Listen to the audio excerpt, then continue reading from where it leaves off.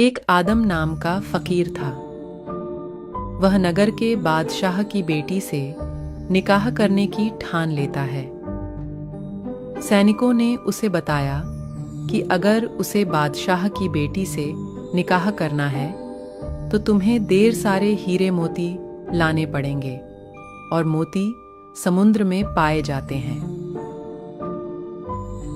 आदम निकाह के लिए इतना पागल हो जाता है कि वह अपने करमंडल को भर भर कर दूर जाकर खाली कर रहा था कि समुद्र को खाली कर और इसमें से मोती और हीरे निकाल लूंगा। कई दिनों तक ऐसे ही करता रहा। एक दिन पूर्ण परमेश्वर कबीर साहेब वहां आए और आदम को ढेर सारे मोती देकर चले जाते हैं। आदम बादशाह के पास मोती ले जाता है और उसकी बेटी से निकाह करने की बात रखता है। लालच में आकर बादशाह सैनिकों को आदेश देकर उसे पकड़वाकर उससे मोती छीन लेता है और सैनिक उसे मार पीट कर जंगल में छोड़ आते हैं। होश आने पर आदम बहुत दुखी होता है और अल्लाह से अर्ज करने लगता है। कुछ दिन बाद बादशाह की बेटी का देहांत हो जाता है। रात को आदम उस लड़की को कब्र से निकाल लाता है और अल्लाह से उसे जीवित करने की गुजारिश करता है। कुछ देर बाद वहां कुछ गडरिये आते हैं। डर के मारे आदम छुप जाता है।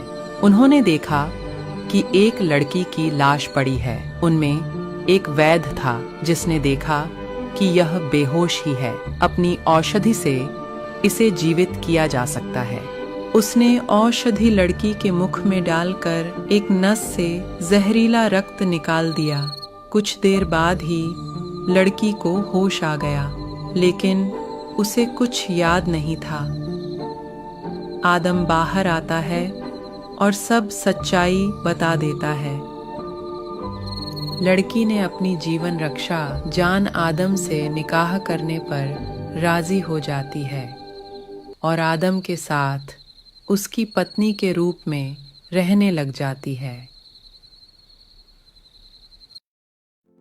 कुछ दिन बाद आदम को एक पुत्र की प्राप्ति होती है।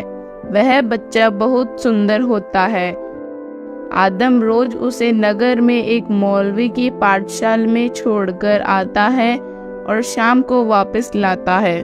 एक दिन नगर का बादशाह, जो पाठशालाओं में गरीब बच्चों की मदद करता था, उसने आदम के बच्चे को देख लिया। बादशाह ने बच्चे को देखते ही गले से लगा लिया, क्योंकि उसे वह अपनी बेटी की शक्ल जैसा सुंदर लगा। बादशाह ने कहा कि इस बच्चे को मैं लेकर जा रहा हूँ और उस फकीर को बोल देना कि मेरे महल में आ जाए और इसे ले जाए। आदम डरता हुआ महल में जाता है। बादशाह ने आदम से पूछा कि यह बच्चा किसका है? हमें इसमें हमारी बेटी नजर आती है। आदम ने कहा कि यह आप ही की बेटी का है। बादशाह और उसकी पत्नी चौंक जाते हैं। आदम ने उन्हें पूरी घटना सच सच बता दी। बादशाह ने कहा कि अब से आप हमारे यहीं रहोगे और इस बच्चे को भी यहीं रखना चाहता हूँ। आदम मान जाता है।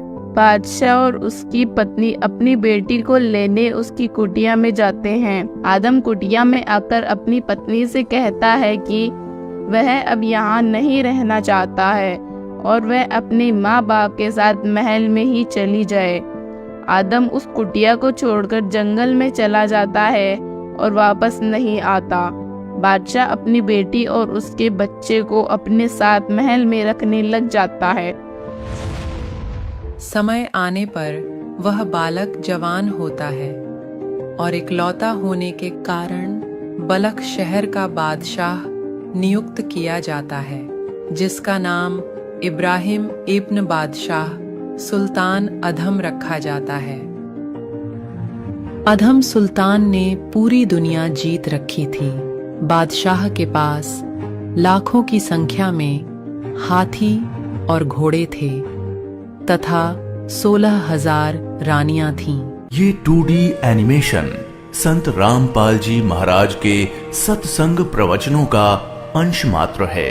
संपूर्ण आध्यात्मिक ज्ञान प्राप्त करने के लिए अवश्य सुनिए संत रामपाल जी महाराज जी के मंगल प्रवचन। आप संत रामपाल जी महाराज जी के मंगल प्रवचन संत रामपाल जी महाराज एप्लीकेशन पर भी सुन सकते हैं तथा उनके द्वारा लिखी पुस्तकें भी डाउनलोड कर सकते हैं।